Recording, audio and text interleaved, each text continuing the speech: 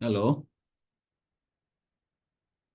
Hello, Hello, testing. Doctor. Good morning. Morning. Can you hear me? Yes, please, I can. Good. Because the calls I have received, a lot of people, I don't know whether you can track those who have registered. Pardon?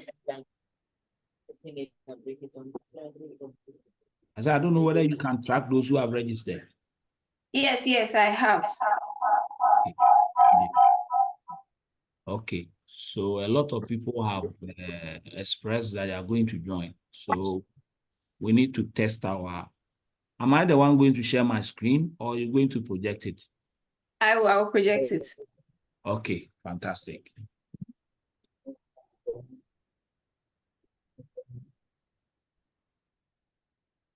And then any other, I realized that we couldn't share contacts if somebody want to reach us. Hmm?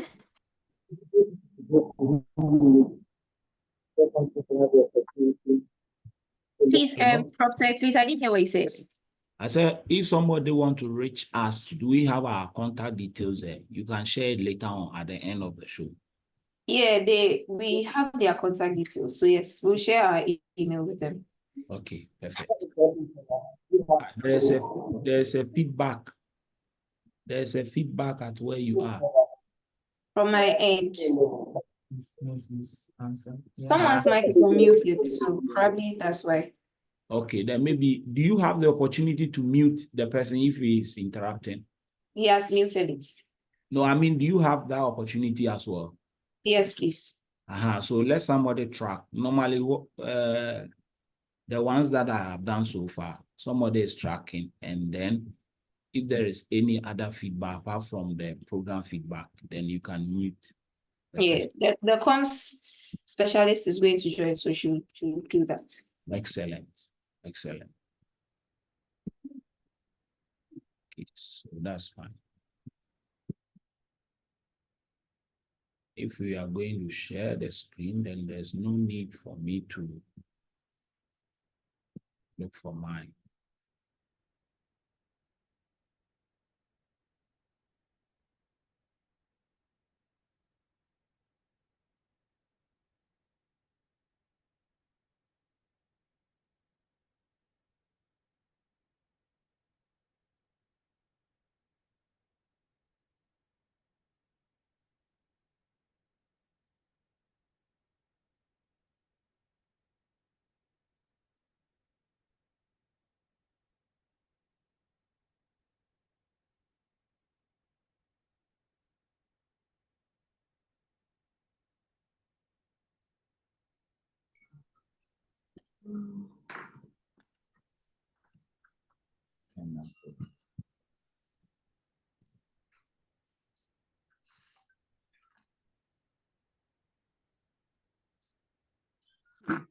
Yeah.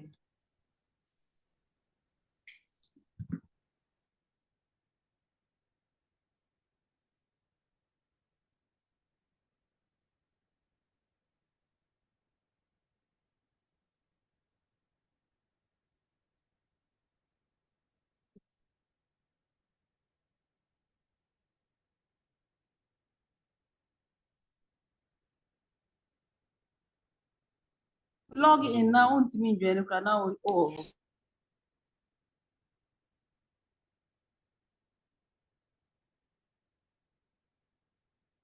Yeah. It's better we WhatsApp messages that we can send to me. I'll send one. Yes, I'm not never.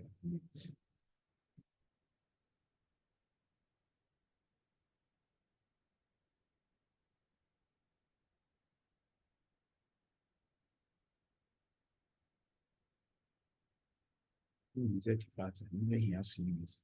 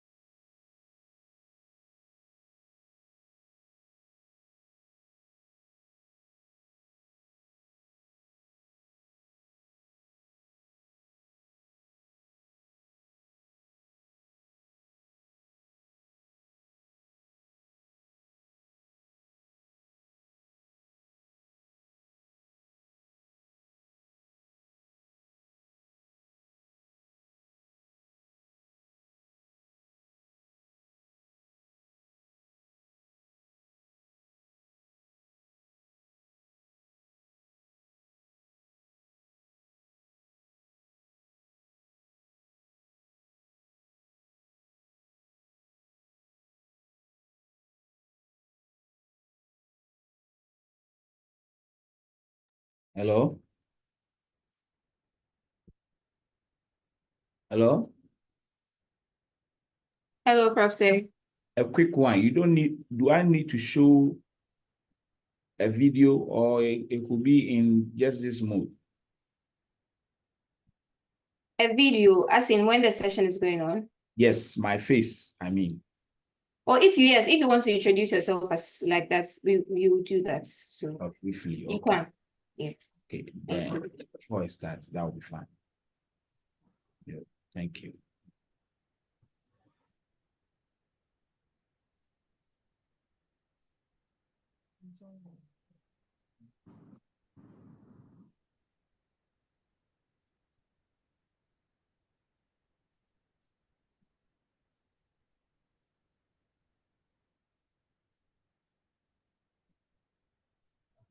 Yeah, people's microphone. I'm sure when it starts, you mute all of them, and then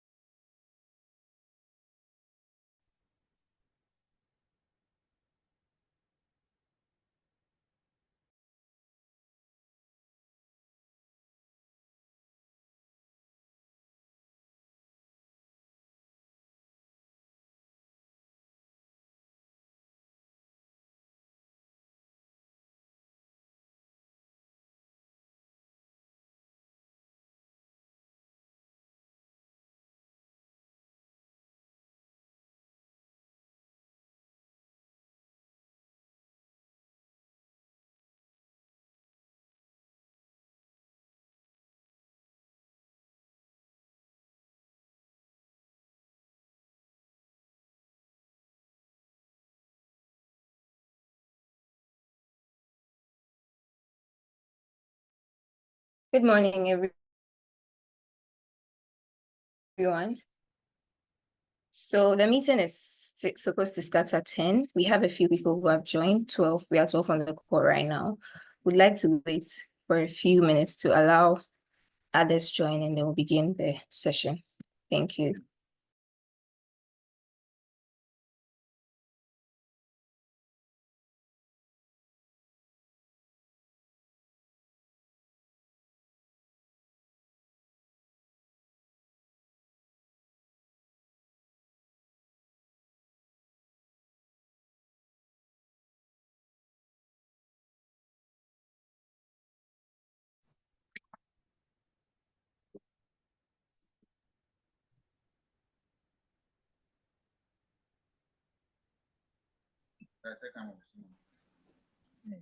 Good morning. Prof. Good morning. Good morning, Prof. Good morning, Prof. Good morning, Prof. Good morning. Okay. Prof, please, can we record, or you are recording it so that? Oh, if you want to record, feel free to do that. But I think we need to seek the views of GRIC. Please, the Yes. session is being recorded, so just later. Okay. Yeah. So, Professor Chair, Professor Samuel Latif, Vice President of Regent University College of Science and Technology. My distinguished members that have joined today, I want to thank you. I am Professor Teye Ernest in the School of Agriculture, University of Cape Coast, in the field of post-harvest and food engineering. And this field, I have worked there for about 14 years, trying to help the agri-food to obtain some integrity and as well to ensure safety and quality along the agricultural supply chain. Thank you. Thank you, Professor Samolati. If you could kindly introduce yourself for us. My name is Samolati. I'm a researcher and a research professional. Research has been putting butter in my bread in recent times. And currently, I am the Vice President of Regent University Science and Technology. I'm facilitating many projects, two of which is of significance is the ORC, Office of the Registrar of Companies, and the cybersecurity research. Thank you very much.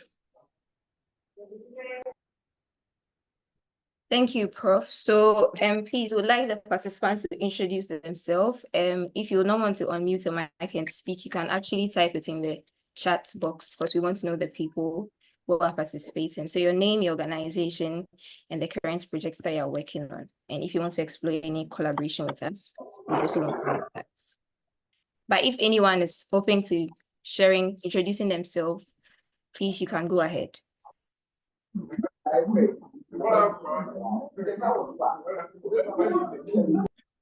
Hello, everyone. My name is Amalate. I'm CEO of Impact Investing Ghana. Delighted to be hosting GRIC and to host this session.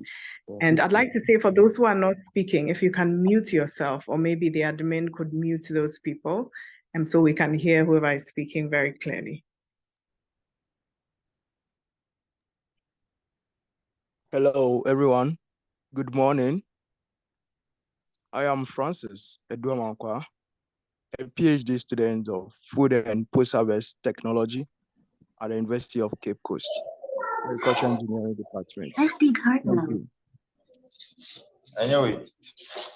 Thank you, Francis. Please, anyone else? Please, if you're not speaking, kindly mute the mic. Hello, I'm Jennifer Aramnuku, a student of University of Cape Coast. Currently trying to work on the self-stability of an OFSPW in the development of bread production. Thank you. Thank you, Jennifer. Please, anyone else? Please, if you don't want to unmute your mic, as I said, you can type it in the comment section and the chat box. My name is Prince J. Oforiata. I am working with Cocoa Board. I am the Regional Rehabilitation Coordinator for Eastern Region. Thank you. Thank you, Prince. Joshua Atkinson. I'm a PhD student in University of Cape Coast Department of Agriculture Engineering. I'm working on tiger nut, trying to see if I can substitute tiger nut in bread or donut production. Thank you. Thank you. Please, the next person.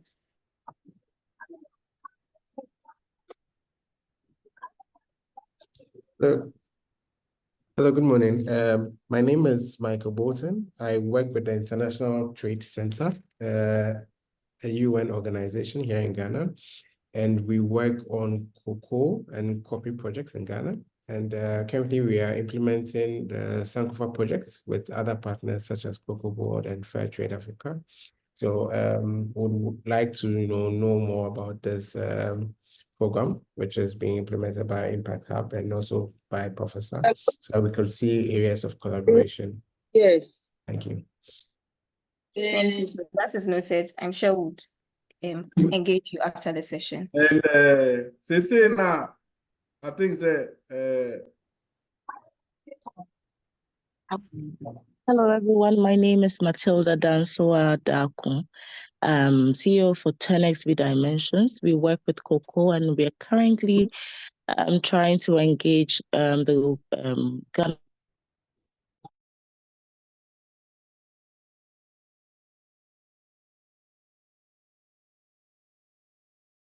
Hello, Matilda. Please, if you are still speaking, then your mic is muted. Oh, I'm sorry. Okay, so I'll start again. My name is Matilda Dako, and I'm CEO for 10XB Dimensions. We work on cocoa, and we are currently working. We're embarking on a project where we want to gain more understanding on how to fuse cocoa with a few ingredients. So we are seeking help from Ghana Processing Company. Okay. Yeah, Thank you. Thank you too. Please, any other person would like to introduce themselves? Hello, my name is Christopher Latte. I work with the Ghana Innovation and Research Commercialization Center of the Ministry of Environment, Science, Technology, and Innovation. Thank you, Christopher. You're welcome. Please, any other? Yes, I'm Mauli Kofi, and I'm the Country Director for the World Cocoa Foundation in Ghana. Thank you. You're welcome, Dr. Kofi. Hi, my name is Abna Befi. I also work with ITC, working with SMEs in the cocoa value chain. What we focus on is to assist them and build their capacity to be able to produce products from bean to bar. Okay. Thank you. Please, any other 3 Okay, minutes? good morning. Please go ahead. Yeah, good morning. I'm Seth Oporichmesi. Good morning. I'm Seth Oporichmesi, the finance manager for Mariset Farms. We are into processing and aggregation of agricultural produce, notably oil palm, cocoa, soya beans, and shea nut. Thank you. We are in Accra. We have operational areas in Bibiani in the Western North, Sisala East, Sisala West, and we have areas in Burkina Faso and Togo. Thank you. Please, 2 minutes more for introductions and then. Hello. Please, my name is Adelaide Namagudu, a teaching and research assistant at the University of Cape Coast, Department of Agric Engineering, and I'm hoping to learn from you all. Thank you. Thank you. You're welcome, Adelaide. Good morning. My name is Dr. Frederick Sapon from CSIR Oil Palm Research Institute. And the host is my boss, Professor Ernest Teye. And I'm also here to learn from you people and anyone who would like to do collaboration. We are here for you. Thank you very much. Thank you. You're welcome. Please, any other person? I am Godwin Jakpasu, and the CEO of Casco Enterprise. We deal in commodities trade, and we're currently working on a supply chain software development to streamline supply chain activities within all the commodities industries that we do have currently. So we're actually looking for collaborators and angel investors to partner with us in the development of our softwares. Thank you. Thank you. Please, 2 minutes more. My name, hello, good morning. My name is Benjamin Tete, a lecturer from Accra Technical University, Department of Hotel, Catering and Institutional Management specifically, and a student of Regent University, offering PhD in Hospitality Management. I'm looking forward to having a deeper insight into research and publications, as well as finding opportunity for collaborations. Thank you. Thank you. So please, I would like to move on.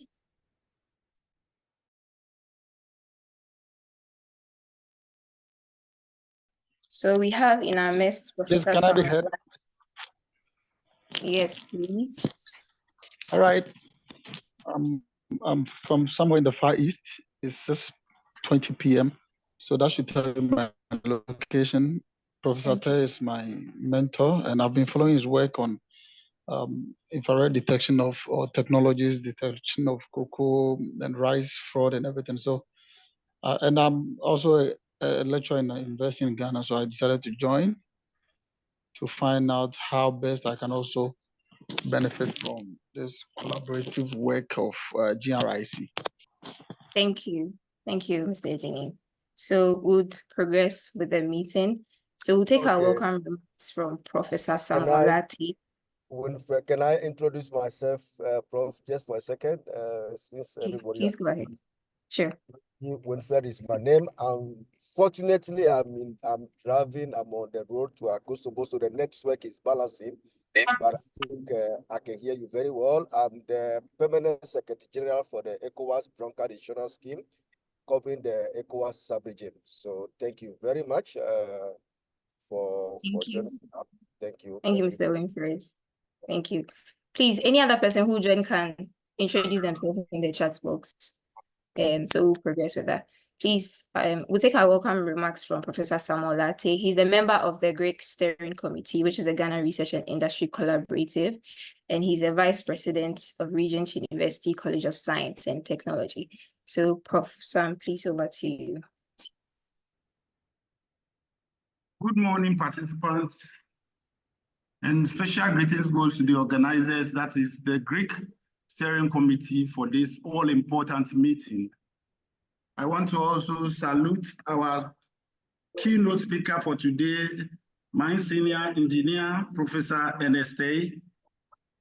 Engineer Professor Ernest Teye, I bring you greetings from Regent University of Science and Technology and from the Steering Committee membership. Most importantly, I want to welcome once again the participants, and we greet you all. As the title for the seminar today implies, research and industry collaboration. Indeed, we in academia have been delivering research messages or research lectures.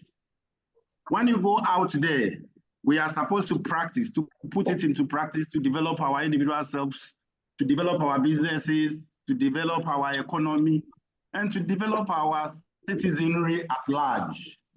So today's meeting, which is looking at bridging research and industry gap, we will have a learning journey beginning now. So our learning journey is targeting research practitioners like you on the platform or in the conference now. It's also targeting our young and upcoming professionals, including our academics. Those who are reading DBA, you are included, and we welcome you. Those reading your PhD and other doctoral studies, we welcome you all.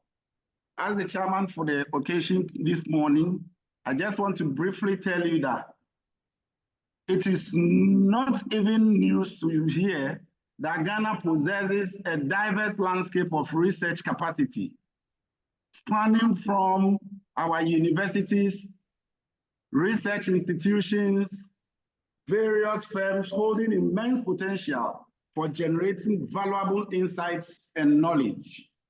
We have it. We've been teaching it.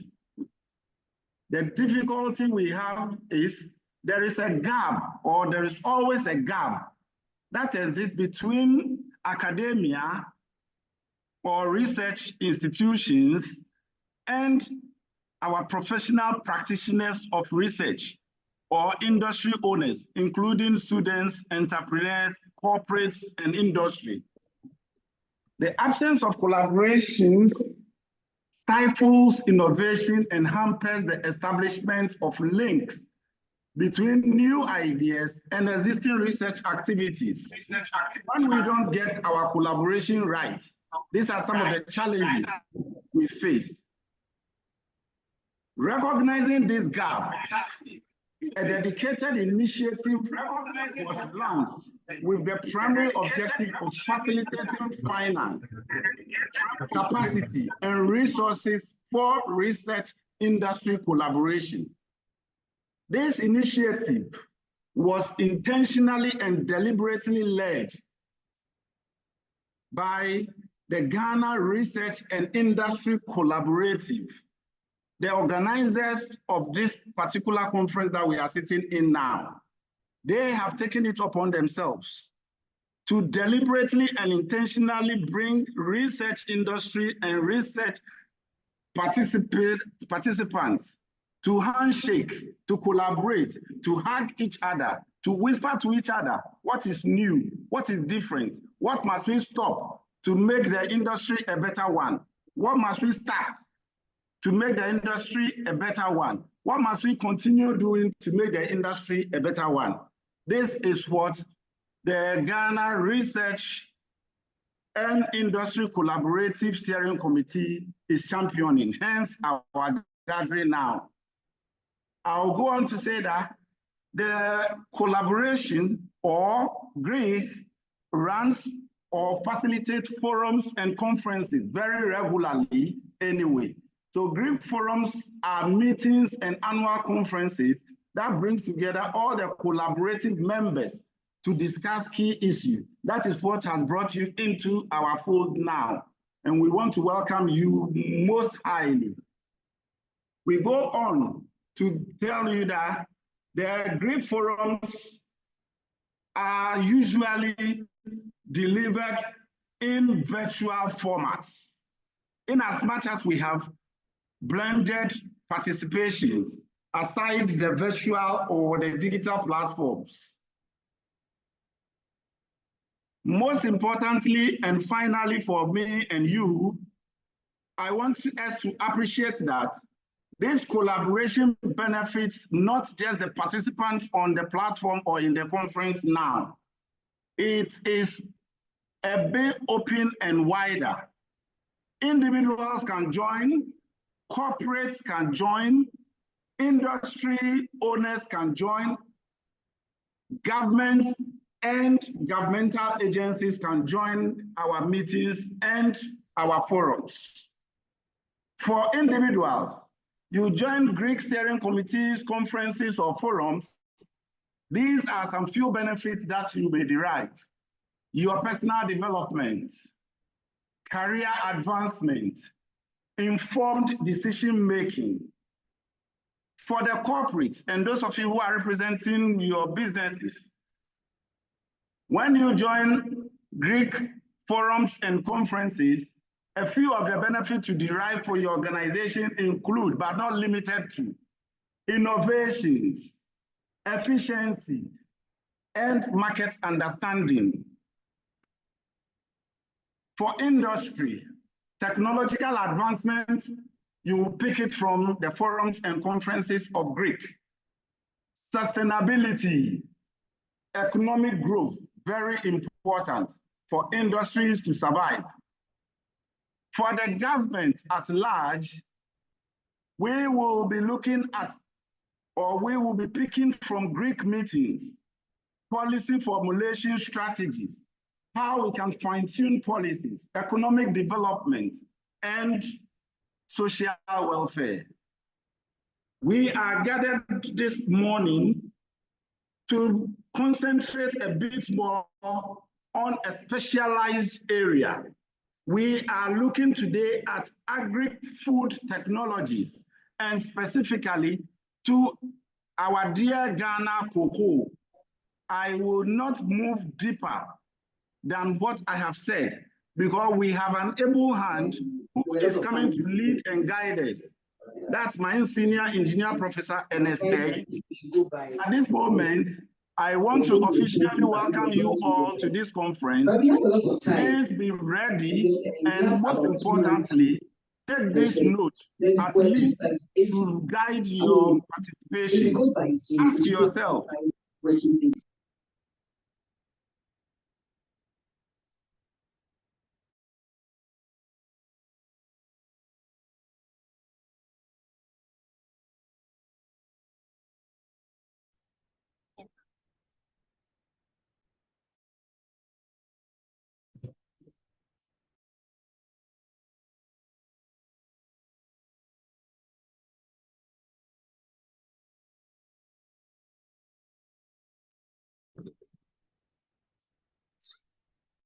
Oh, thank you, Prof Samuel.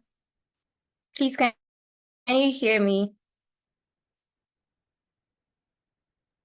Yeah. Yes.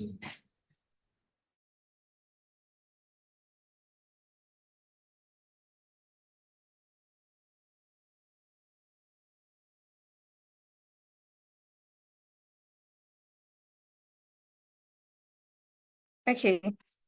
Thank you. Thank you, Prof. Samuel. Please. I think there was a little bit of a technical challenge on my side. So if you could please move swiftly. As I said, we welcome you all to this all-important collaborative forum, which is going to give us ingredients for success, individually, for our corporates, for our industries, and of course, for our nation at large. I'm asking you to challenge yourself, ask yourself throughout this 1 hour session, what must I take along? What must I take back home to make me a better researcher and a research practitioner? Number 2, what must I take home to guide me to stop something in my practice or in my learning to become a better researcher? And most importantly, there is definitely something that we are doing right. We must pick more learning and lessons from here to go out there to continue what we are doing right. I wish you all the best in our 1 hour discussions, and I ask that you fasten your seat belt and we take it from our senior engineer and Professor Ernest Teye. Thank you very much all. And when it's time for questions, we will be available to answer them. Thank you very much. I hand over to the Captain's Bridge. Jemima, please take over from the Captain's Bridge. Thank you, Prof. Samuel. Thank you very much for that. And please, I hope you're able to hear a little something about what GRIC is all about. So we'll move straight to our session where Prof. Teye will share his research with us. Please, you are open to share your camera, just in case you want the people to see you.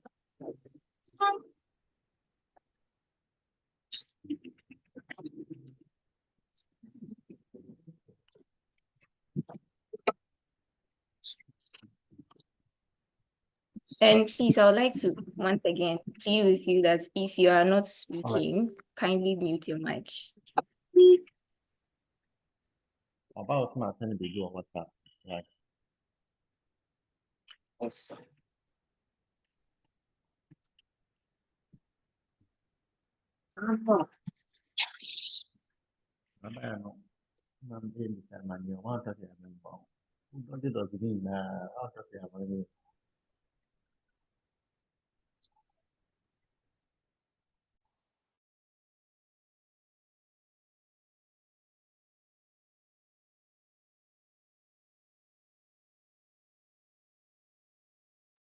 Okay.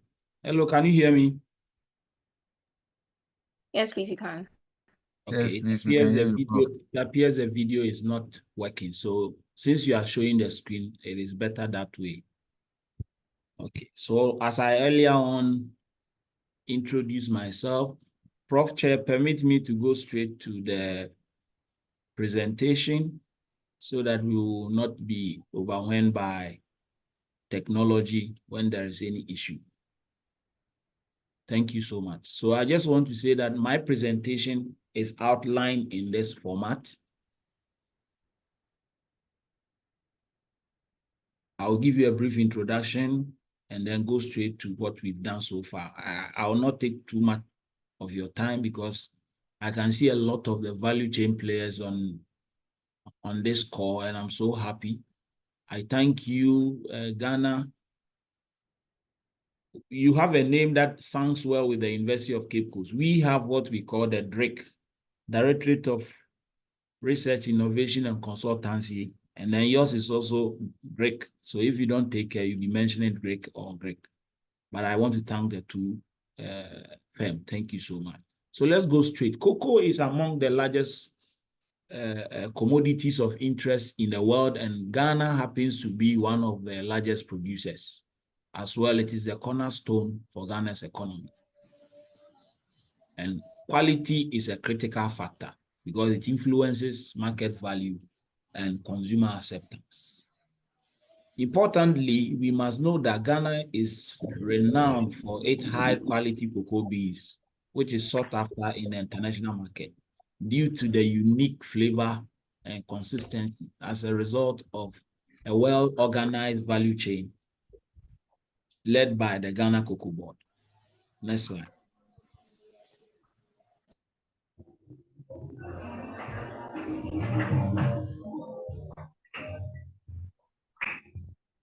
However, to maintain quality in the international market, the cocoa value chain in Ghana must incorporate novel technology.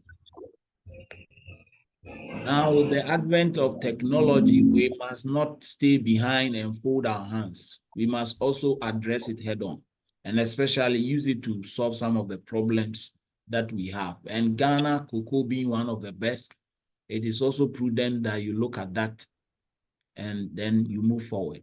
So traditionally, assessing the quality of cocoa bean is known to be time-wasting, and it requires a complex chemical analysis that are not also fast.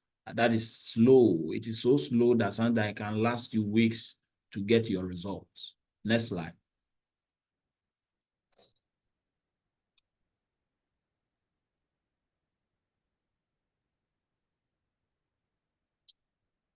So those of us who are not too familiar with the cocoa value chain, we go from pod harvesting when it is mature, pod breaking, and then we ferment. After fermenting, we dry, and after drying, straight, we either send it to storage and then also to the port for export to other countries. So those of you who are not so familiar, this is what we do in the entire cocoa value chain. Next slide. Next slide.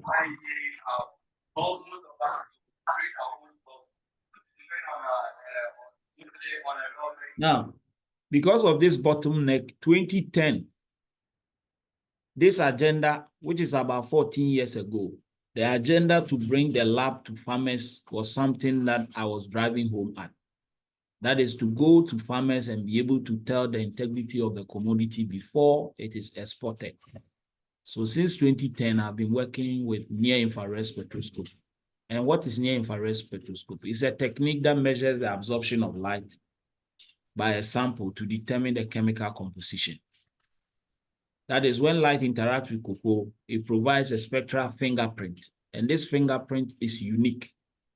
And this unique fingerprint could be modeled to provide quality attributes such as fat content, moisture content, fermentation status, among the others. With the advent of technology, this same near-infrared spectroscopy, which formerly was a tabletop, we now have a miniaturized type, which is called portable. That means that the dream of taking the lab to the sample is becoming a reality. What do? As you can see from this image or a picture, when NIR scans a material, it produces unique fingerprint. This unique fingerprint will be used to address any quality attribute that you want. And it could be applied in food, in agriculture, in pharmacy, in texture, in polymer, in cosmetic, and even in medicine or medical devices. That is to say that NIR spectroscopy could be applied in almost any industry that you can think about. But because Ghana produces the best cocoa, it will be uncalled for to do any other commodity first. So my passion was to use this technology to solve the problems in the cocoa industry so as to help Ghana still become the best producer of cocoa. Next slide.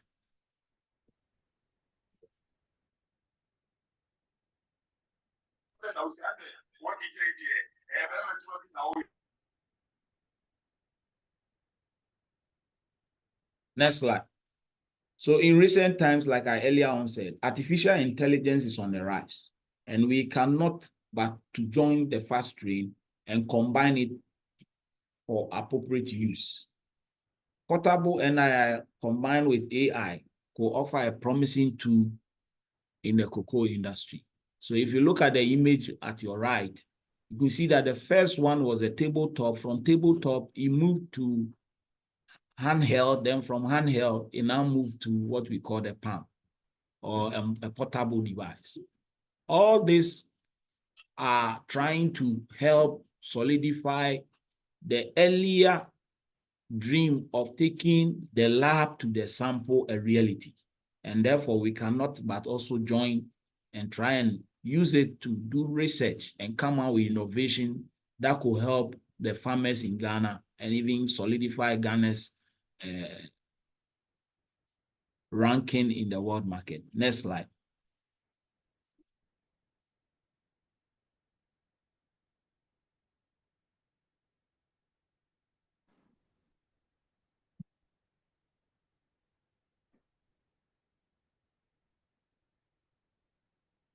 So the complete reality again, complete lab.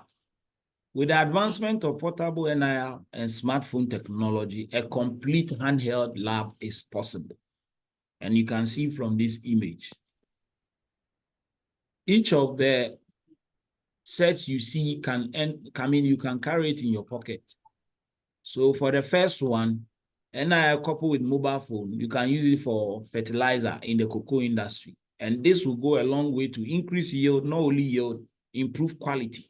Because if the fertilizer is not of high quality, of course, it will garbage in, garbage out. It will also go into the cocoa beans.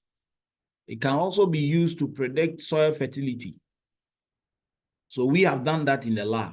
So in that regard, you don't need to take samples to the lab for them to do analysis, and it will take 3 weeks, 1 month to bring you results. But within 1 minute, you get your results and apply the remedy just on time. And then we moved on to the next aspect of the chain, which is the final commodity in the first pre-harvest and post-harvest cocoa beans, is to look at the moisture content, look at the free fatty acid, look at the fermentation index. Again, with a mobile phone and a micro NIR, not even handheld now micro, you could be able to tell some of the properties of the cocoa beans. Slide. So with this in mind, as a complete lab, what have we done so far? Next slide.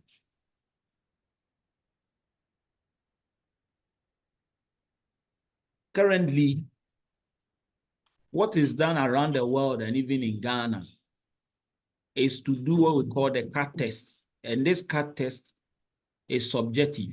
That is to say, cocoa beans are cut, and then the scientist or the expert will now evaluate by using vision, the eye.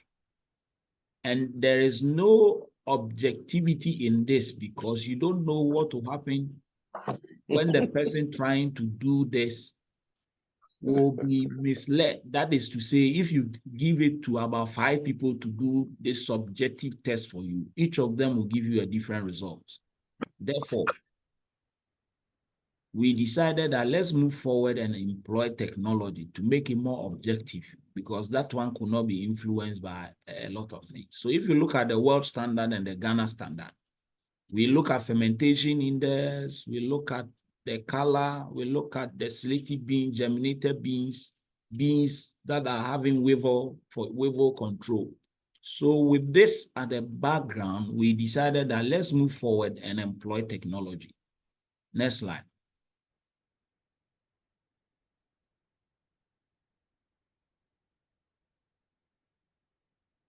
You all agree with me that quality is paramount.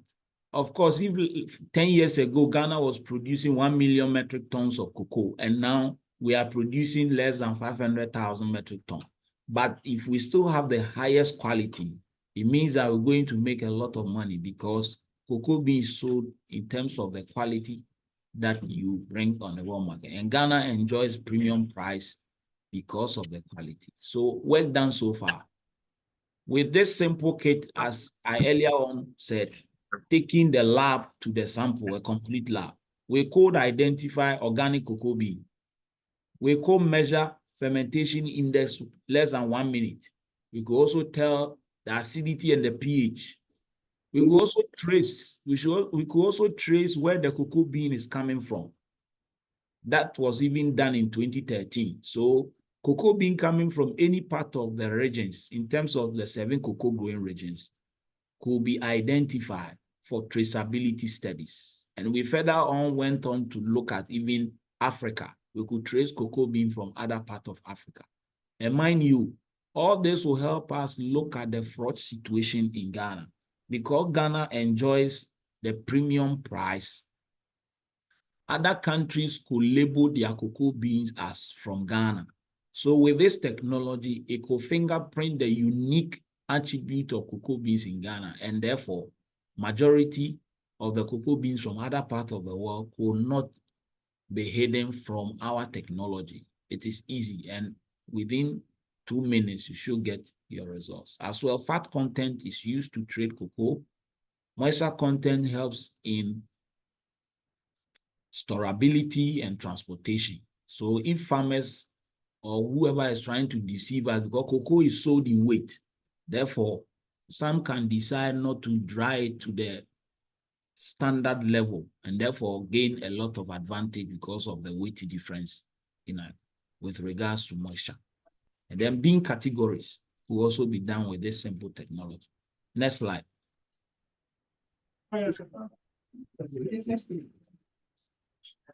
So the first attempt that was made was 2013, qualitative measurement. So with the simple micro NIR and the mobile phone.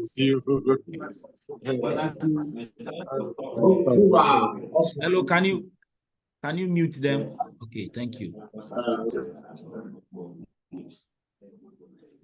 Okay, so with a simple mobile phone and micro NIR, you could actually scan the cocoa bean and identify whether it was organically grown or conventionally grown. And how do you do that? You have to develop the model over time. I don't want to bother you with the science behind this, but after scanning all the cocoa beans, we developed models behind the scene using chemometrics. And therefore, after striking a mean, you can see that some differences occur at the latter part of the spectra. And after modeling using PCA, we had a clear distinction between organic cocoa and conventional cocoa. And as you can see again in the image down, it is not too clear. Every region in Ghana, after scanning and developing the model, we saw that they overlap as a result of the location. And it's amazing that cocoa from central region clustered near cocoa from western region. That tells you that there is some unique fingerprint on the cocoa we grow in Ghana. And this could be used to look at the traceability aspect of cocoa bean.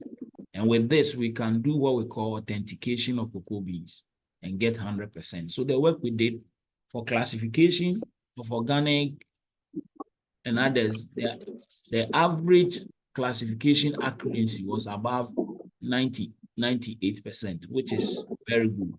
That means that industry can use this to trace cocoa bean. Next slide.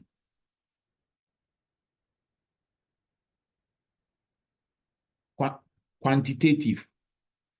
We wanted to now quantify fermentation index, quantify pH, moisture, polyphenol, fat, quantify other attributes of interest. But for the purposes of this discussion, again, a portable NIR was used. And as you can see from the image, when you get this cocoa bean, you scan, put it into our model that we have incorporated into the mobile phone. You could be able to identify whether the farmer fermented the cocoa beans at the recommended levels or at the standard which is approved by Cocoa Board. Oftentimes, some farmers are in a hurry to sell their beans, therefore, they shorten the days of fermentation. And when you shorten the days of fermentation, that error created cannot be reversed. That means that we need to monitor their fermentation so that we get the right fermentation level. So again, a portable NIR coupled with mobile phone with the models created in our lab will be used to predict accurately the days of fermentation and accurately the fermentation index. And this will help monitor safety and quality of cocoa bean before it leaves the shores of Ghana. Again, fat is also used as a benchmark to sell cocoa beans. If your fat content is above 50%, it gives you a premium price. So with this, you could use it to check the fat content, check the rancidity. Some farmers are noted for drying the cocoa beans with smoke, which of course, Ghana, we are doing well. But if you consider other countries in the sub-region, they do that. When you do that, it causes the fat to rupture, which leads to rancidity and affects the overall quality of the cocoa bean. Therefore, if you want to help farmers, you need to monitor this so that they don't push this into the quality cocoa bean supply chain. Next slide.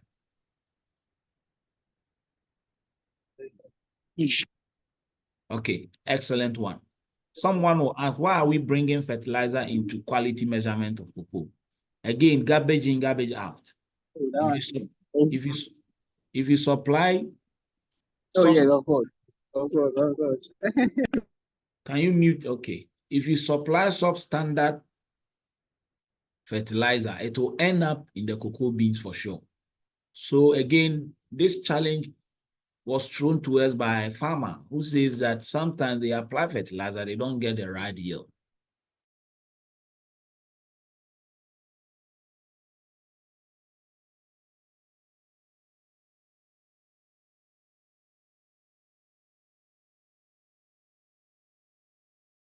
Where we had a video from a colleague who sent us a video showing that some fertilizer samples were adulterated high.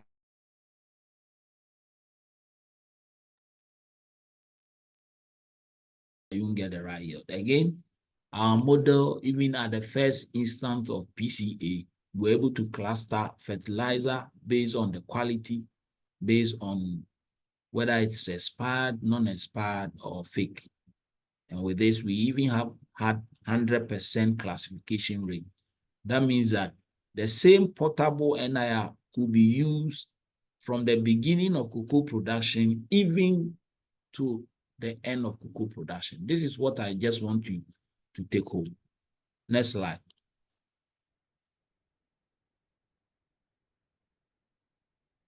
Finally, or let me say, this is another aspect which often is neglected.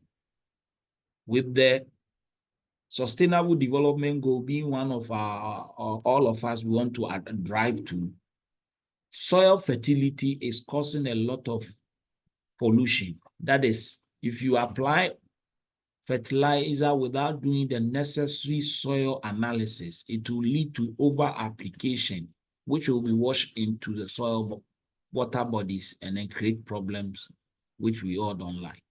We went on to see how possible if we could use our technology to model virgin soils, arable lands, plantation, just to classify the soil land use type, and as well predict some properties of the soil, which is important to cocoa production. And after some days of hard work, we were able to come out with a unique model that can classify soil types and predict the properties. So with this, again, you can know what the soil is lacking and therefore apply the necessary remedy just to increase the quality and the quantity of the cocoa produced. So if Ghana wants to again go ahead of technology and improve production in terms of quality and quantity, then we need to employ this technology in the hands of some extension agents or even some groups of farmers so that they can do real-time soil analysis and apply the necessary soil nutrients to increase production. And you know, quality sells well.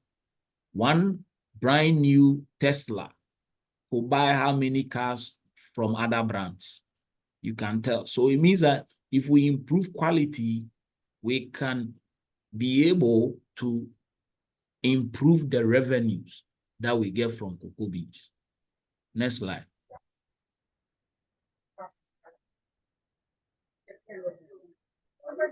So I just want to again say that my example, 2018,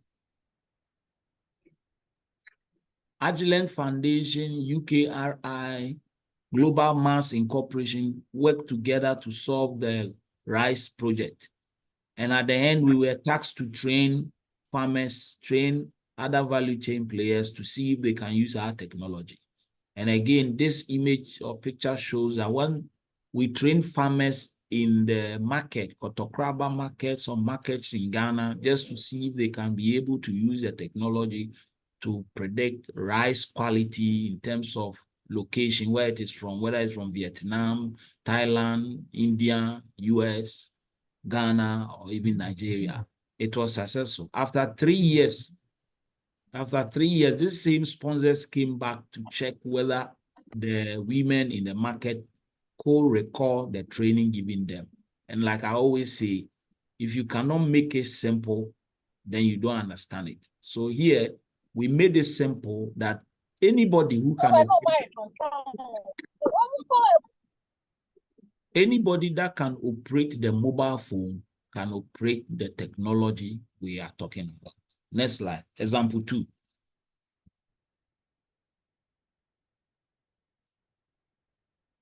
Next slide.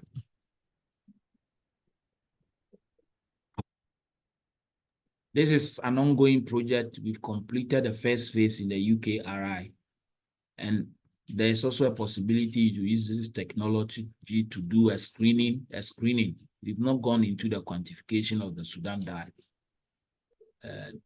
WHO, we contacted some time ago, but at least there's a feasibility study which shows that this portable or handheld could be used to differentiate palm oil that is laced with Sudan dye. And you all know the impact of Sudan dye on our health. So if we could use this for screening, it is better, because even the analysis of Sudan dye last time, as I checked, was around 250 Ghana cedis for one. And if you want to do for about 1,000 samples, just to make sure Ghana palm oil is safe, is very expensive. And it's also cumbersome.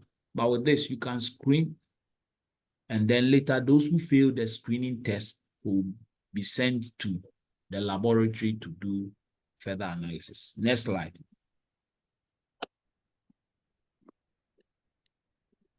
This one may not interest people in Africa so much, but in the UK, again, this challenge was thrown to us, that they want to measure the freshness of egg. And again, a PhD student in Ghana, in our team, was able to identify the freshness of egg. And you can imagine if a company that breaks about 1 million crates of egg a day, with this technology, there will be no bad egg that will destroy the whole egg, especially in the confectionery factories. Next slide.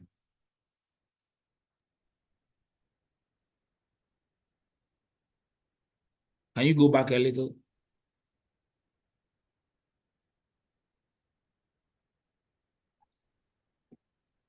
Okay, so with this, it means that we don't need to break the egg to know what is inside and use that to quantify the entire process. Normally, we do selective prediction. And this selective prediction is used now to predict all those that are not destroyed. For instance, in the Ghana Cocoa Board, they pick some samples of cocoa beans and cut them. And then when they predict the fermentation index of those that are cut, they use it to judge the entire ones that are not cut. Again, sometimes you could over-predict or under-predict because you did not use me to determine the quality. You use somebody and then you related that to me. But with portable NIR, you can actually scan the entire cocoa beans or do a lot of them within a short possible time. And that is what we did for eggs, and it has worked well. You don't need to break the egg before you know its content. Thank you. Next slide.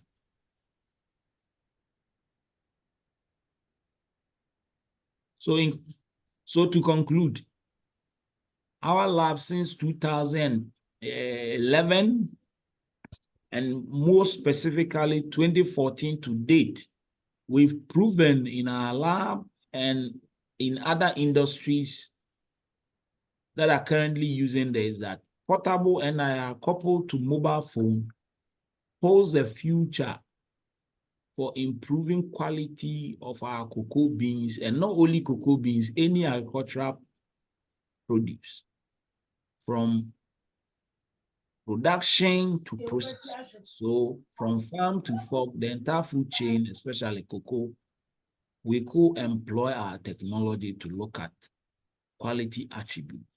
From farm, how they ferment it, quality after fermentation, and then the beans, you will now be able to predict them without destroying the beans and causing harm or causing economic damage. Again, without using chemicals, and this will also contribute again to the overall goal that we want a cleaner environment and a sustainable analysis. Our technology has proven that. So using this technology, we say that taking the lab to the sample is possible by using portable NIR spectroscopy together with a mobile phone. Ghana can continue to enjoy the enviable position of producing the best quality cocoa beans if we employ novel technology like portable NIR. These two, along with the already activities that are supervised by the Ghana Cocoa Board, we know that our quality will be the best. I want to sound this caution that we shouldn't sit down for Brazil or others to contact us so that we use this model for their cocoa bean industry. If Tete Kwashi brought cocoa to Ghana, then somebody must also help maintain the quality, and then Ghana will be an enviable place with regards to the highest quality cocoa being produced. I want to say that thank you to all of you for listening. Be ambassadors of this technology, and let us go on and make Ghana cocoa beans a better place. Because if 5 years ago we were selling $1 or whatever, $1 was 5 CD or 4 CD, and now it's 50, it means that we should aim at improving our quality and exporting to generate more revenue. Because if you're an exporter, then you will be benefiting from the highest quality. Thank you. I want to use this opportunity to thank GRIC, to also thank University of Cape Coast. 2014, they gave me the opportunity to do this presentation. I want to thank GRIC, Directorate of Research, Innovation, and Consultancy. And I also want to thank all my PhD students, past, present, and incoming, as well as admirers, and as well as Impact, for connecting us on this platform to see how far we can all contribute. And finally, I want to stress that I cannot do it alone. You cannot do it alone. Like Madam Teresa said, you can do something that I cannot do. I can do something you cannot do. But together, we can achieve greatness. So if you have any pen or something that you can, contribute to moving this research into reality, then you are welcome. Thank you all. Thank you, Prof. Thank you for the brief and insightful presentation.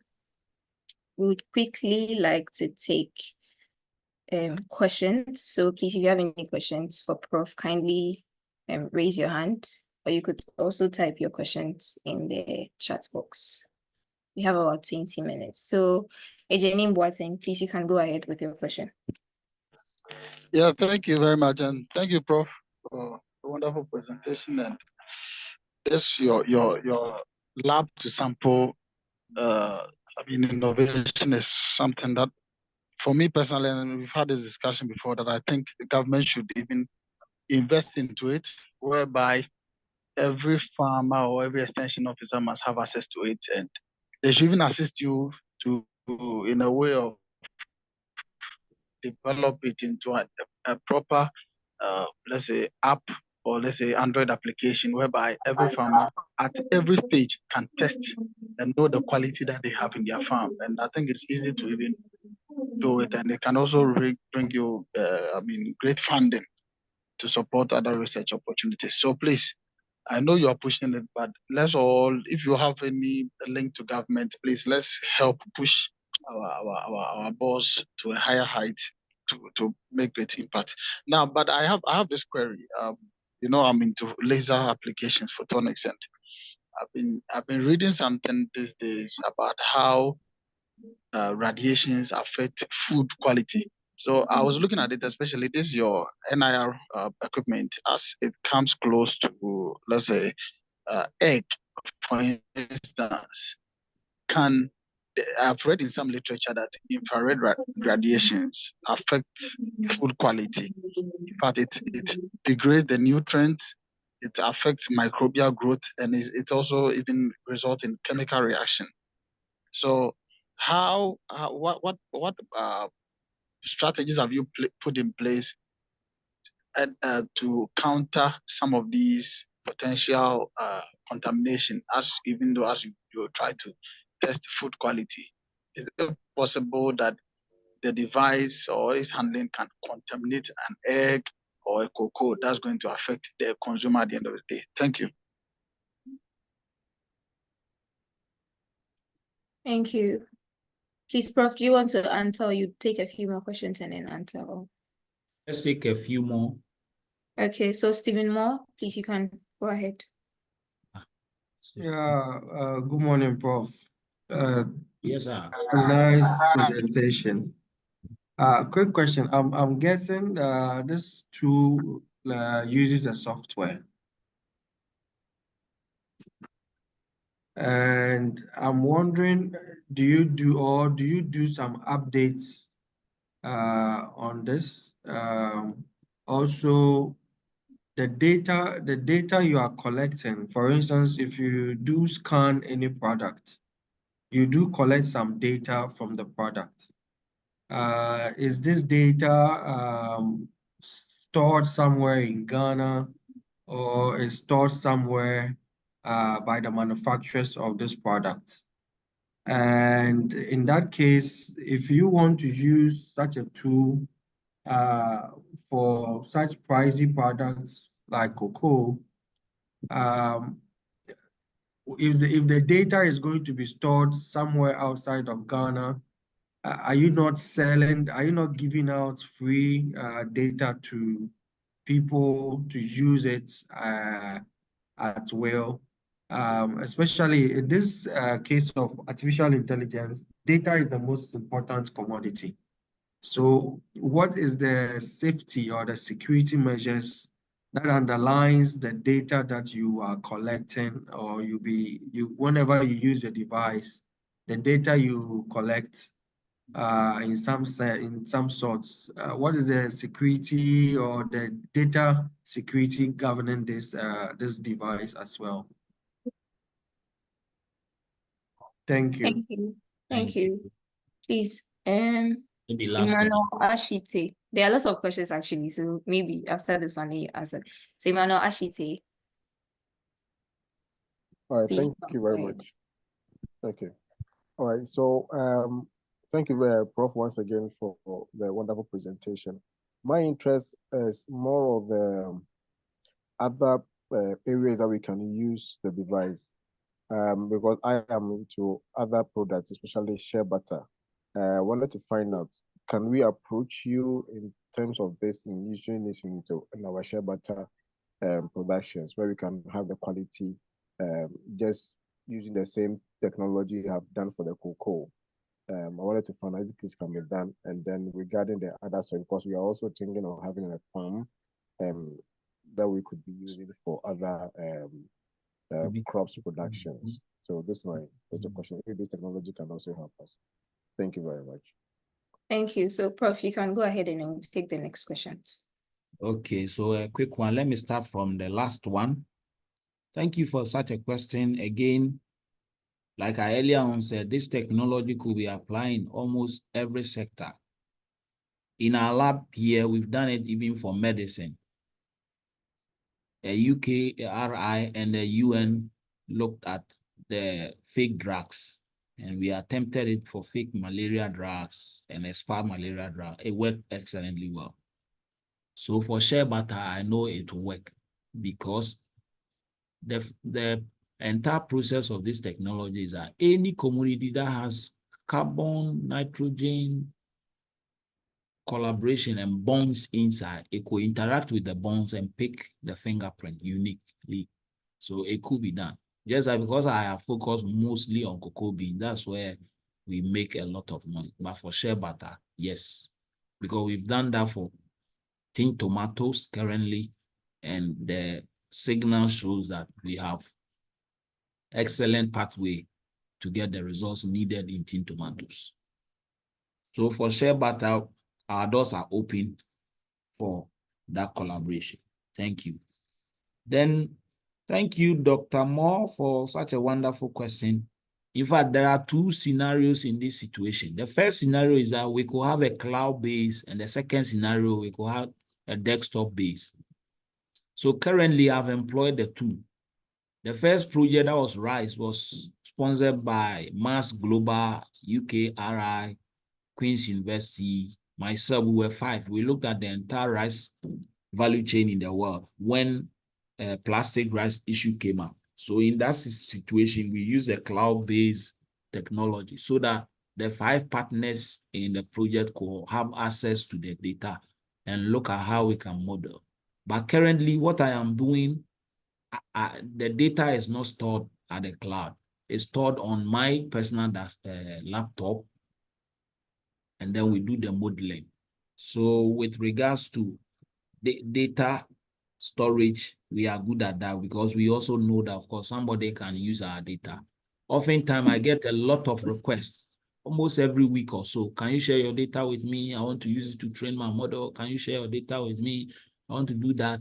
But most of the time, I tell them that it's my bona fide property and I'm not going to share. If they want a similar data, they could collaborate with us.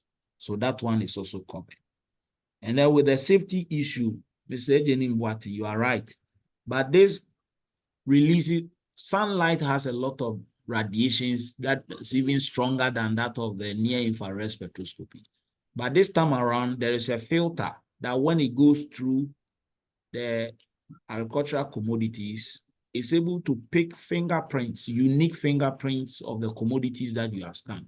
And this unique fingerprint is often a confused data, which those who are not in that field may not understand. So I had to do a lot of pre-processing because it's like casting the net into the sea and trying to harvest fish. You take a lot of things, redundant data, useful or unuseful. So you have to clean, and with the understanding of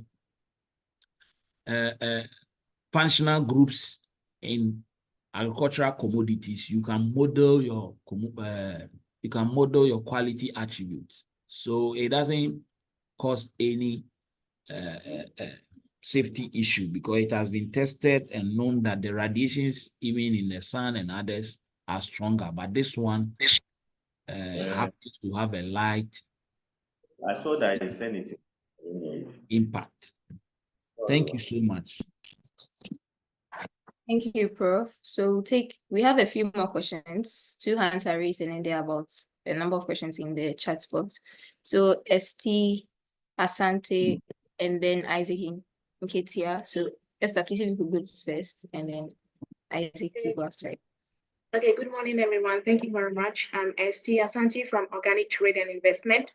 Prof, I wish to commend you for the innovation because this is a groundbreaking technology that I think we all need to support.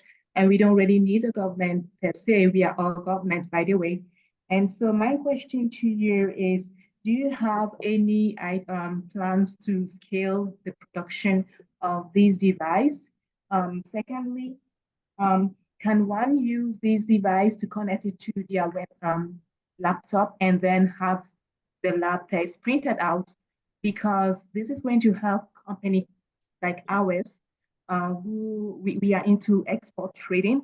And so sometimes it takes a lot of time to get Ghana Standard Authority to release one lab test, and you know how it is. in export.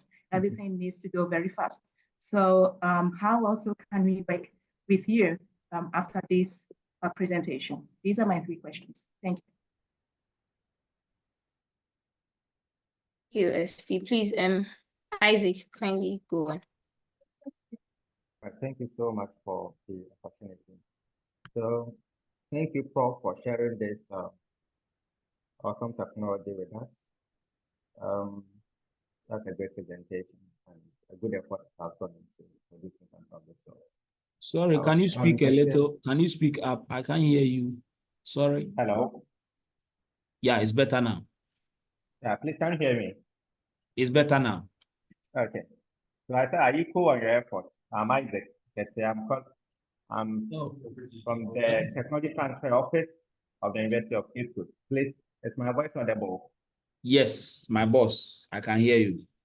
All right. So I just want to know the steps you've taken to safeguard your intellectual property rights with this technology. I heard Dr. Moore made issue about this issue of data, and it's very true. Even though you said that you're taking steps to safeguard this from others, when people are requesting for this data in this era of AI, they can easily replicate this and take you out of market. So I just wanted to know what steps you've taken to protect any rights in terms of intellectual property rights with this technology, if any.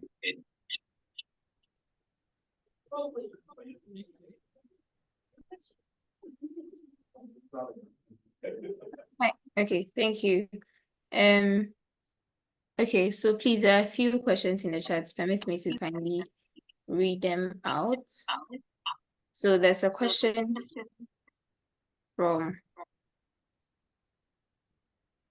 first is Joshua Kansen. He says, please, how would you determine the content? Please, kindly, someone's mic is unmuted. If you could kindly mute it for me. Thank you. So please, how would you determine the fact content using the NIR? This is from Joshua Kansen. And Hope Aditi is asking, I would like to know how the device came by and how can one get it? Also, Christopher Latte is asking, who owns the IP of the invention? Emmanuel Oti also asked, I'm sorry if I'm going fast. Emmanuel also is asking, can private individuals purchase this tech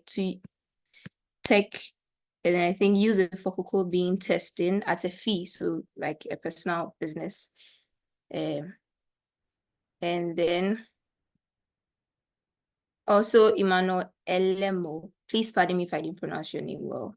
He says, are these tools readily available in large quantity? He is a participant from Nigeria and would like to be a partner, a distributing partner for you in Nigeria. Joshua Kansen is also asking, how will this modern technology be available to the rural farmer, and would it be feasible?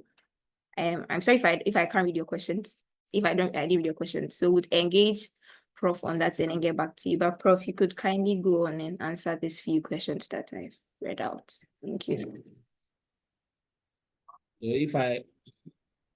The link was not too good, but I heard a few of them. The first one was asking whether we could use our laptop. Yes, you could connect it to your laptop, you could connect it to your mobile phone to collect real-time data.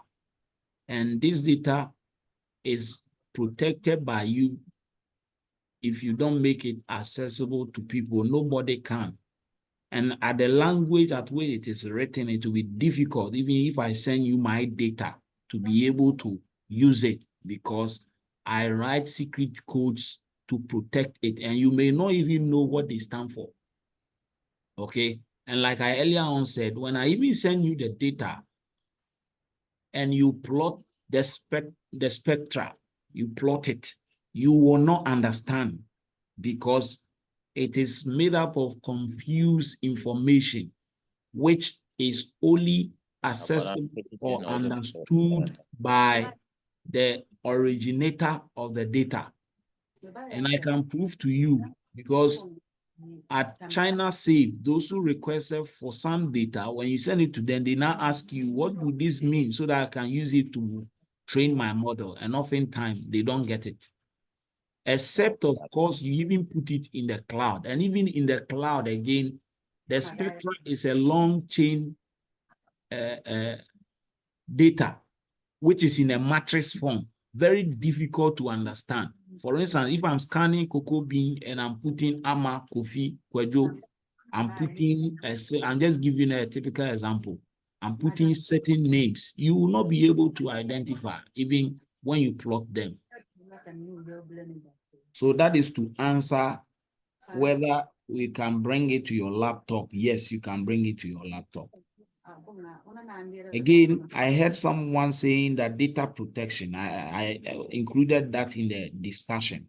We cannot have all this at one. That is why we call for others to collaborate with us in this regard to move forward. If you are good at data protection, you can join the team and then we'll move forward. But what we have now, nobody will be able to understand the data except we break trust and tell you that the data, this is sample A, this is what it means. Because after scanning, you will not know whether this is even cocoa beans or oil palm or soya bean or meat or a shea butter. You will not know, except the developer is able to remove that blind side for others to log in. And I'm not also saying that it's not possible. It's possible, but it's very difficult. It's like doing it all over again. Now, the other question which I heard right again was the private individuals having this. Yes, a private company can have it. Currently, there is a company in Accra. We, through a project sponsored again by Research Innovate UK, they are using this to authenticate palm oil before it comes into the factory. Their kit or their NIR spectroscope cost $25,000. So with this, we were able to develop the model, and then they can now predict some quality cocoa beans. The other one had to do with, do you have large quantities of the machine? We don't have large quantities of the machine. So we are in collaboration with other companies in the UK and in Canada and in Taiwan. They have expressed interest to produce. A portable one, which is the cheapest, costs around $3,200. $3,200. But as the prices increases, the sensitivity also increases. And the higher the sensitivity, the more data you can collect and the more accuracy that you can achieve in your prediction. So again, if you are interested to do it private, you can contact us and then tell us which commodity of interest that you want to do, and then we'll move forward. One attribute which maybe it escaped me to say is the simultaneous prediction by using the same machine. That means that, for instance, if you have cocoa beans with one scan,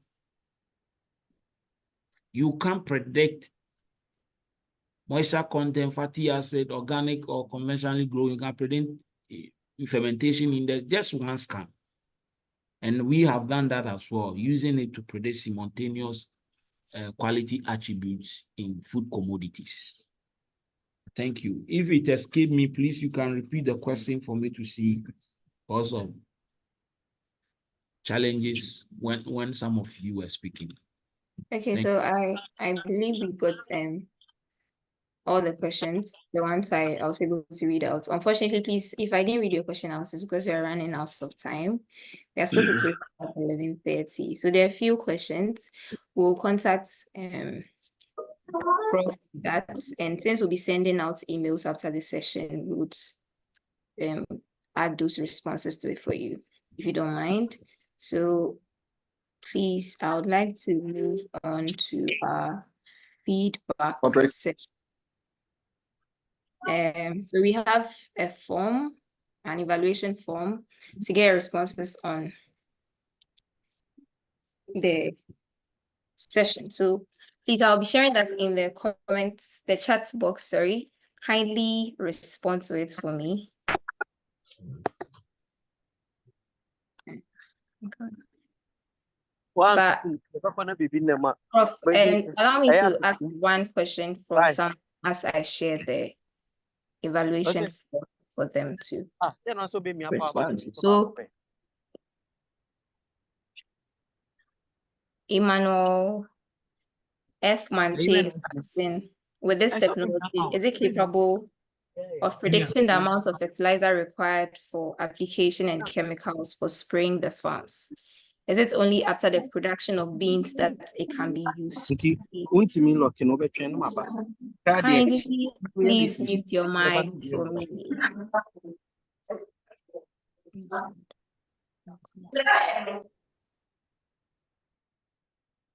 Prof, please, you get the question. Absolutely right. Like, I mean, maybe let me make it clearer, a little more clearer. You can actually, through what we have done in our lab, predict the soil properties. And through that, you know how much nitrogen, phosphorus, potassium is required. Of course, nitrogen, because it's volatile, it's difficult to sometimes predict the amount. But at least it can give you a fair idea of what is lacking in the soil. Again, with fertilizer, a professor in China last week contacted me because of what we've done, and they've used that one to predict the quality of nitrogen, phosphorus, potassium in the fertilizer. Because often they write these nutrients on the label, but they are not that. So you can, of course, use it to predict the fertilizer in question, the soil in question. Thank you. Thank you, Prof. Please, please, Emmanuel, I hope your question was answered. Yeah, moderator, I have tried raising my hands a couple of times quickly. I'm so sorry if I missed that. Please, you can go ahead, please. Okay, so I have been dealing with several recognized institutions, and sometimes, like somebody early on mentioned, the delays are just unbearable. Now, with such a device, it means I'm going to move in record time, which I am happy about, and probably even spending $4,000 should not be a problem to acquire such a device for my factory. However, the question here is acceptability of reports. Where did you conduct your reports? Where did you conduct your analysis? So, of course, if it's CSIR and they go, it's a government institution that is recognized and everything. But how would this device, after me sharing my COCO analysis and everything, say, okay, the analysis came from my own lab in my factory with this particular device? Prof, can you help me on it? Or after I have done my analysis, you come back with your educational blessing and say, I have stamped it, it's correct. Hello, that's a wonderful question, but it seems not too clear. If, for instance, you want to use it to authenticate product in your factory, excellent point. But are you trying to say that with this, you want certification to export your commodity? I didn't get that part.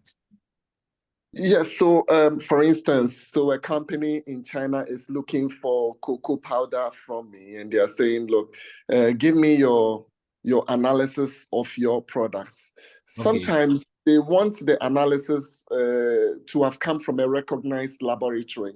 Yeah. Okay.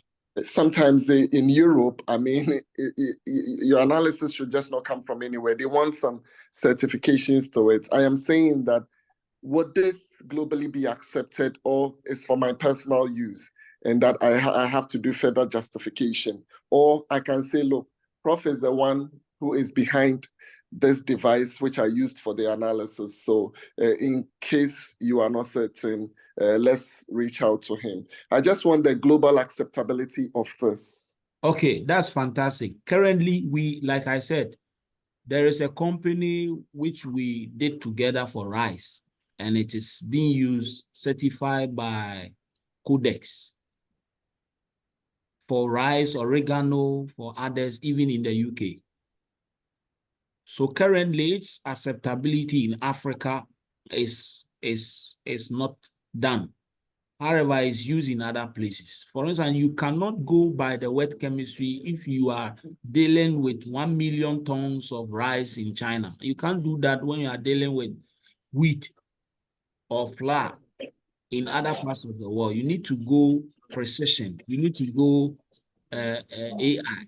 But often, once in a while, you do that by doing analysis, other analysis in the lab. For instance, if you're exporting cocoa to China and they require this amount, and you have done your analysis using your machine, this will help you collect a lot of the samples within record time, and then a few will go to the Ghana Standard Board because they have the legal mandate. So it's a win-win situation, both for the company and for speed of aggregating your commodities, as well as exporting. So for certification, no, you can't do it individually. That's why we are agitating that you will use it for screening to be sure that your commodity is not false, so that whatever results the standard authorities bring, you already have your results to challenge them. And I did one, I will not mention the country. When their FDA was saying that their sample was fraudulent, then the company said, no, he has tested with rapid technology, so they should do again. And it's amazing that they came back to say that they are sorry, it may be due to some cross-contamination somewhere. We took the sample again to Germany, and it proved that our sample was correct. So that is what I will say for now. Thank you. Thank you very much. I think it's well. We can...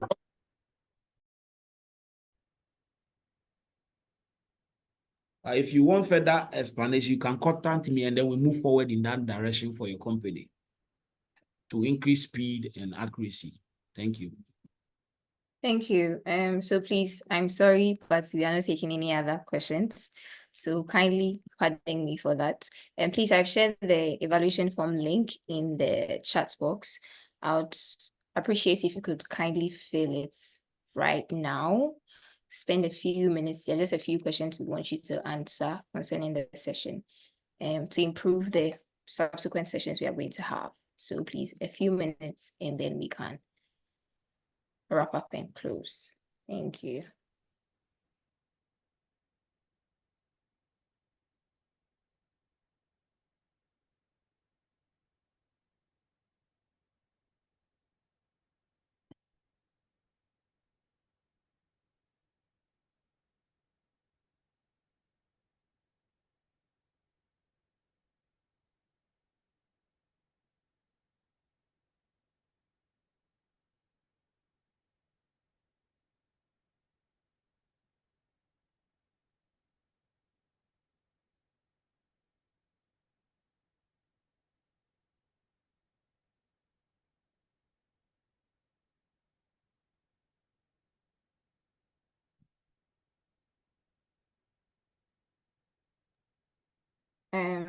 Please, I'm coming. Joyce, please, I'm coming. Please permit me to stop sharing my screen for a second.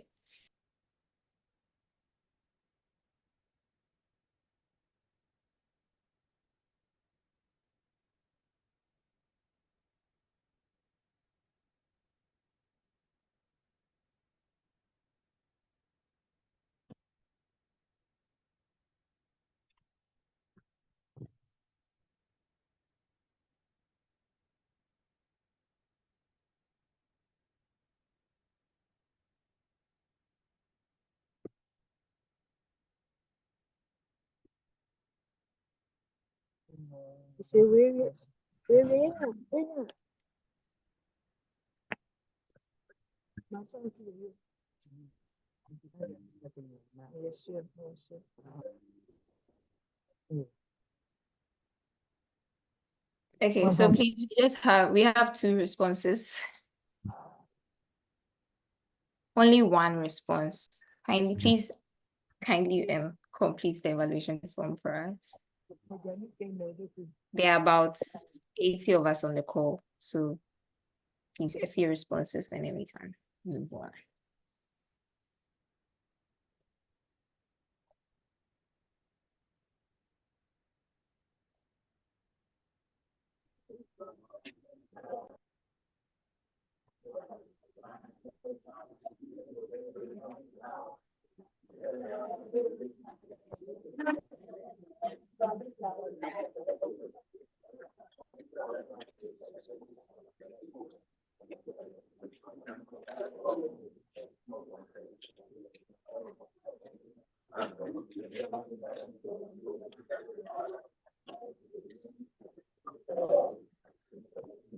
We get ready to stop work.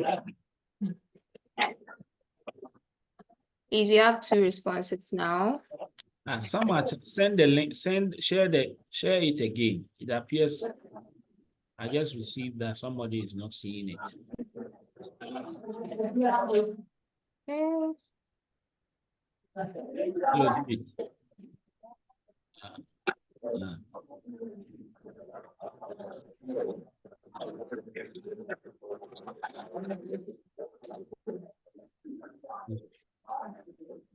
Maggie, are you done? Bring your paper.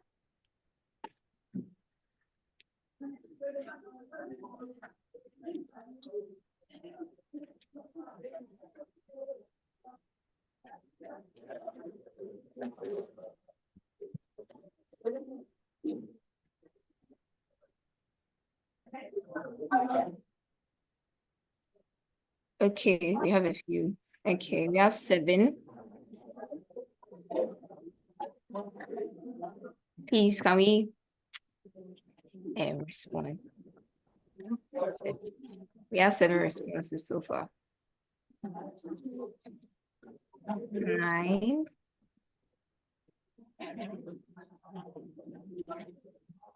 10.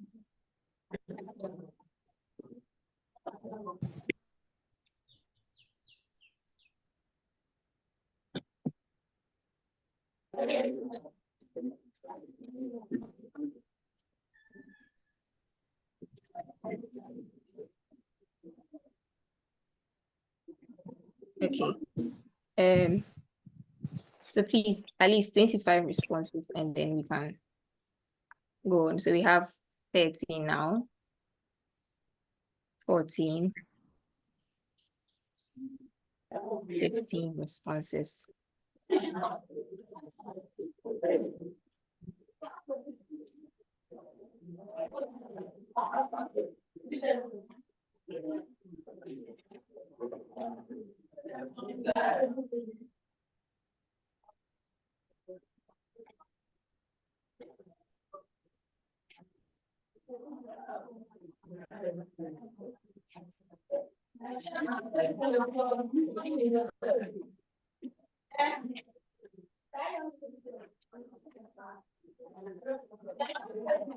16.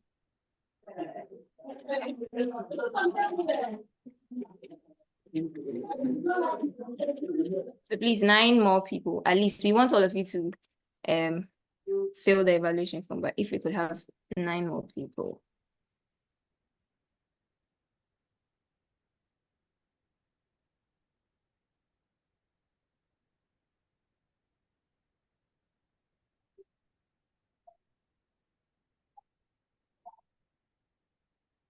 So Samuel Latte, okay.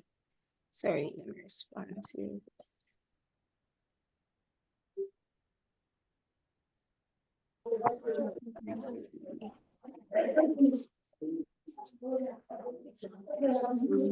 Don't go far. We are starting the next paper. Hello, Judith. Can you please mute mute your mic?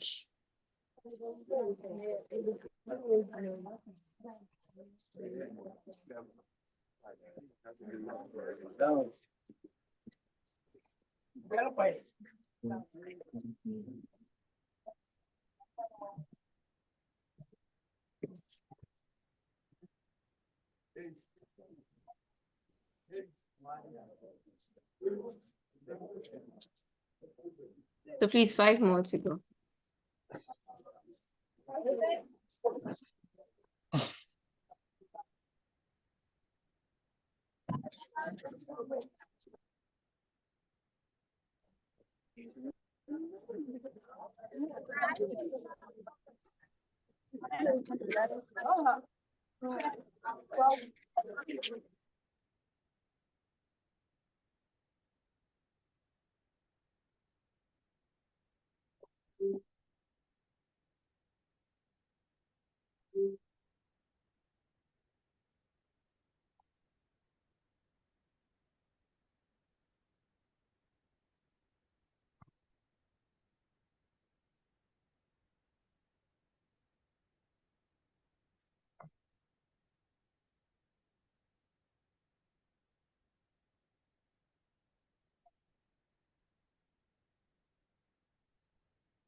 Please, I'm still waiting for you.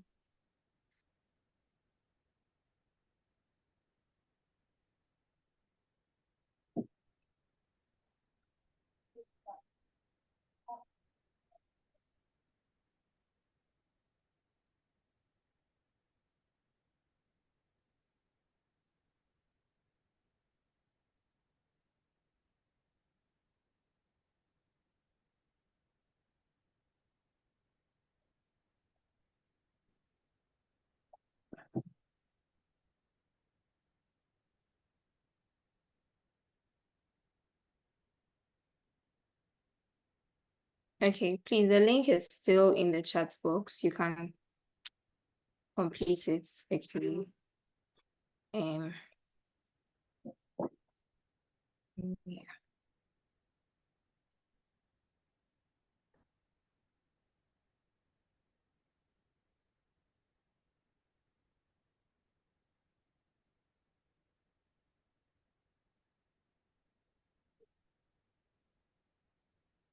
Oh.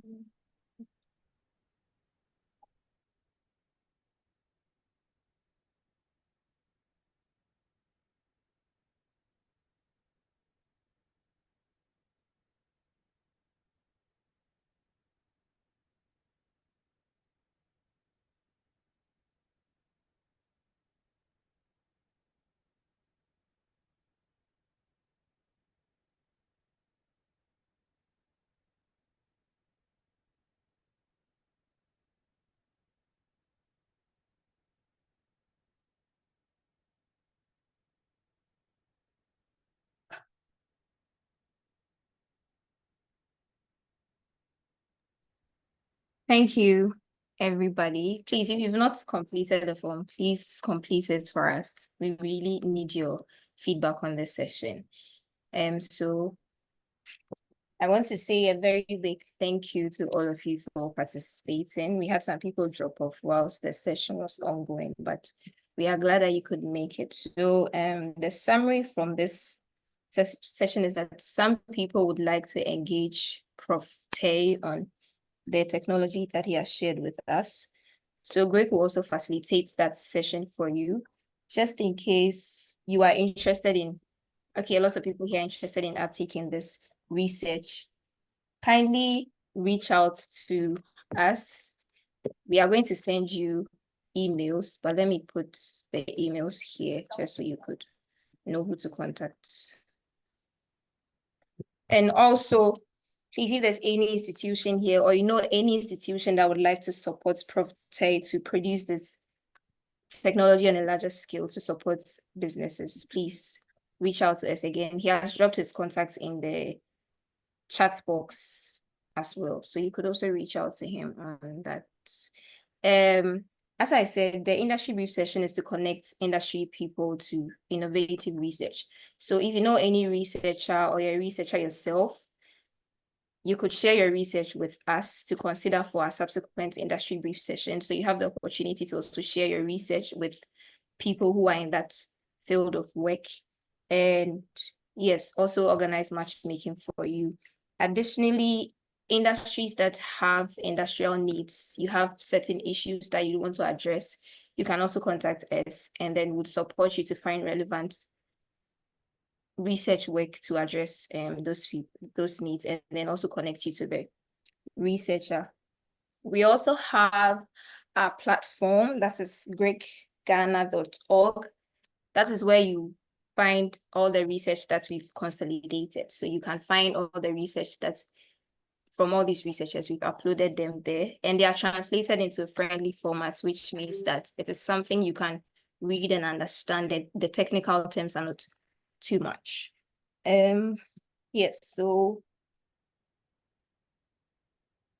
I believe we will be ending our session here. Please, any comments, anything? Prof, please, you have any other comments for us? Not really, but it has been insightful.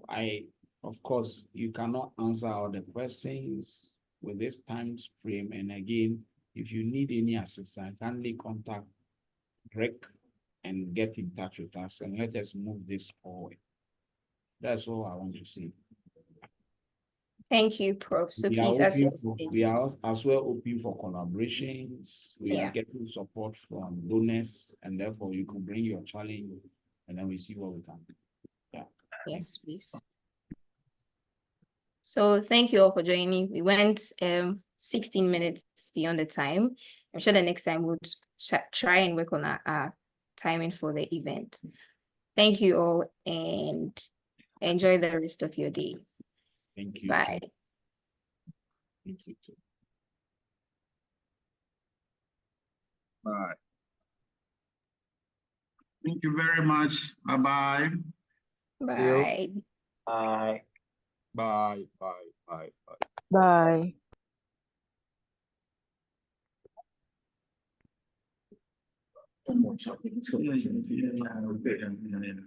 Remember in the class, one of you act.